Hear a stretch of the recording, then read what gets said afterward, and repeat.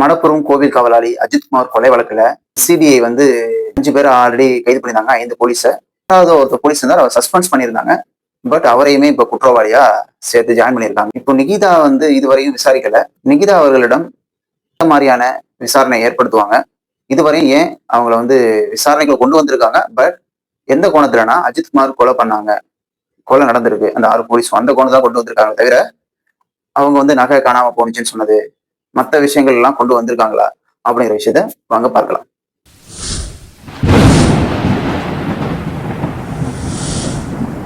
அஜித்குமார் கொலை வழக்குல சம்பந்தப்பட்ட நிகிதா அவர்கள் வந்து ஒரு பேராசிரியரா பணிபுரிஞ்சு வந்துட்டு இருக்காங்க.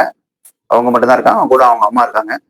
இந்த பணம் திருட்டு கேஸ், ஒரு கேஸ், ஒரு நகை திருட்டு கேஸ், ஒரு கேஸ் கொடுத்து அஜித்குமார் அவர்களை கொலை வழக்குல உள்ள தள்ளி அவரு படுகொலை செய்யப்பட்டாரு.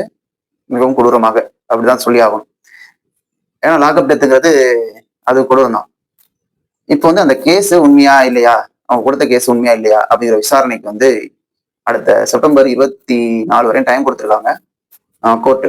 சிபிஐ வந்து அந்த அஜித்குமாருடைய சம்பந்தப்பட்ட கொலையில் சம்பந்தப்பட்ட 101 விக்டிம்ஸை விசாரிச்சிருக்காங்க.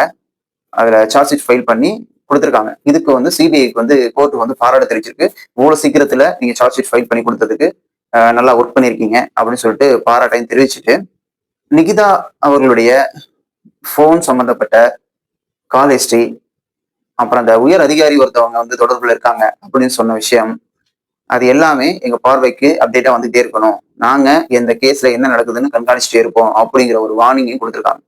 ஏன்னா அவங்க வந்து அந்த கேஸ் சம்பந்தப்பட்ட இன்னமும் தீவிரமா விசாரிக்கல சிபிஐ. அதாவது நிகிதா வந்து நகை ஒரிஜினலா வச்சிருந்தாங்களா, இல்ல அது உண்மையாவே காணாம போச்சா, அவங்க யாருக்கெல்லாம் கான்டாக்ட் இருந்தாங்க இதுக்கு முன்னாடி அப்படிங்கிற விஷயத்தெல்லாம் இனிமேல் தான் ஆராய போறாங்க. இதுக்கு முன்னாடி இருந்த கேஸ், அவங்க மேல இருந்த அலிகேஷன்ஸ் எல்லாம் சரியா தவறா, அது எல்லாமே இனிமேல் தான் உள்ள கொண்டு வருவாங்க. இனிமேலுக்கு நிகிதா சம்பந்தப்பட்ட நிறைய விஷயங்களை ஆராய்ச்சி பண்ணி 24க்குள்ள, செப்டம்பர் 24க்குள்ள சப்மிட் பண்ண சொல்லியிருக்காங்க கோர்ட்டு. இந்த அஜித்குமார் கொலை வழக்குல ஆஜரான நம்ம வக்கீல் வந்து என்ன சொல்றாங்கன்னா, சிபிஐ வந்து டெல்லி சம்மந்தப்பட்டவங்க, ஏன்னா அவங்க தமிழ்நாட்டுக்குள்ள யாருக்கும் சப்போர்ட் பண்ண வேண்டிய அவசியம் கிடையாது.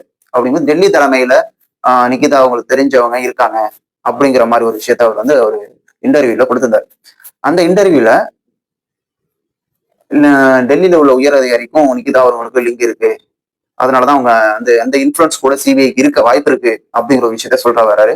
இதைதான் கவர்மெண்ட் கோர்ட் வந்து நாங்க இதை கண்காணிச்சுட்டே இருப்போம், எனக்கு அப்பப்ப நடக்கிறத எல்லா விஷயத்தையும் ரிப்போர்ட் சப்மிட் பண்ணிக்கிட்டே இருக்கணும் அப்படிங்கிற ஒரு விஷயத்த வந்து கோர்ட் ஸ்ட்ரிக்டா சொல்லிட்டாங்க. இது மேற்கொண்டு இந்த கேஸ் வந்து மாற வாய்ப்பு இல்லை. கண்டிப்பா நிகிதா அவர்களுக்கு அவங்க பொய் கேஸ் தான் கண்டிப்பா கொடுத்தாங்கன்னு சொன்னாங்கன்னா, அவங்களுக்கு வந்து கொலை கேஸ்ல போறதுக்கு கூட அதிக வாய்ப்பு இருக்குன்னு நிறைய சட்ட வல்லுநர்கள் சொல்றாங்க. ஏன்னா இது கிட்டத்தட்ட அப்படிதான், அவங்களாலதான் அஜித்குமார் இறந்தார் அப்படிங்கிற மாதிரி தான் இது வரும். அதனால இது அவங்களுக்கு பெரிய கேஸாவே இருக்க வாய்ப்பு இருக்கு அப்படிங்கிற மாதிரி சொல்லியிருக்காங்க. ஆனா இது மாதிரியே அவங்க இதுக்கு முன்னாடி 5-6 கேஸ் வந்து கொடுத்துருக்காங்க அப்படிங்கிற ஒரு விஷயத்தையும் சொல்லியிருக்காங்க. பண மோசடி, நகை திருட்டு போயிருக்கு, இது மாதிரி கேஸே நிறைய கேஸ் கொடுத்துருக்காங்க அப்படிங்கிற விஷயமும் வந்திருக்கு. இது மாதிரி விஷயங்கள்லாம் வந்து சாதகமா அமைதா, அவங்க ஆல்ரெடி பண்ண விஷயங்கள் அவங்களுக்கு பாதகமா தான் அமையும். அஜித்குமார் கேஸ்ல அவங்க அம்மாக்கும் அவங்க ஃபேமிலிக்கும் ஒரு இந்த தீர்ப்பு வந்து தமிழ்நாட்டு போலீஸுக்கும் ஒரு நல்ல பாடத்தை கற்றுக் கொடுக்க போகுதாங்கிறத பொறுத்திருந்து பார்க்கலாம்.